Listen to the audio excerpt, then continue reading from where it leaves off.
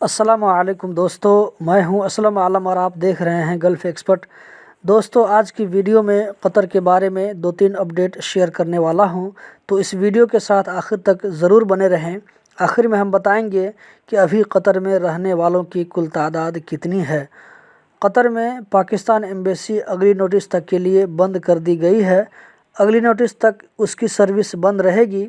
इसकी वजह ये बताई जा रही है कि एम्बेसी के कुछ वर्कर कोरोना वायरस से मुतासिर हुए हैं, इफ़ेक्टेड हुए हैं। उम्मीद है कि जल्द ही सेफ्टी प्रोसेस को अपनाकर दोबारा इसकी सर्विस शुरू हो जाए। मिनिस्ट्री ऑफ हेल्थ कतर ने कोरोना वायरस के दूसरे डोज के पूरा होने की सर्टिफिकेट लेने के लिए एक इलेक्ट्रॉनिक लिंक लॉन्च किया है। अगर आपने कोरोना वायरस के दोनों डोज को ले लिया है तो इस लिंक पर जाकर अपने लिए सर्टिफिकेट प्रिंट कर सकते हैं। लिंक डिस्क्रिप्शन में डाल दूंगा।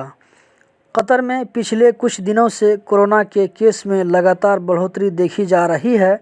कुछ दिनों से डेली 300 से ज़्यादा कोरोना पॉजिटिव रिपोर्ट हो रहे हैं। अगर इसी तरह एक हफ़्ता या 2 हफ़्ता तक चलता रहा और हॉस्पिटल में दाखिल होने वालों की तादाद में इजाफा होता रहा तो इससे पहले जो पाबंदियां, जो रिस्ट्रिक्शन पहले लागू किया गया था, फिर से लागू किया जा सकता है। इसकी जैसे जैसे डिटेल सामने आएगी आप लोगों के साथ में शेयर करता रहूँगा। अभी कतर में रहने वालों की कुल तादाद, टोटल गिनती कितनी है, इसके बारे में बताया गया है। ये कुल तादाद 26,69,000 है। इस गिनती में कतरी और खारजी दोनों शामिल हैं।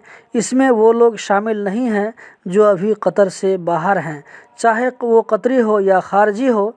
26,69,000 में सिर्फ कतर में रहने वाले अभी के लोग शामिल हैं। ये गिनती 31 जनवरी 2021 तक के लिए है। पिछले दिसंबर के मुकाबला में मंथली 0.6 की कमी हुई है और जनवरी 2020 के मुकाबला में ईयरली 3.8 की कमी वाक़ई हुई है।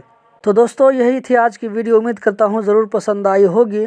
कतर से रिलेटेड इसी तरह की छोटी बड़ी जानकारी हासिल करते रहने के लिए इस चैनल को सब्सक्राइब करें, वीडियो को लाइक करें, अपने दोस्तों के साथ में शेयर करें। बहुत बहुत शुक्रिया।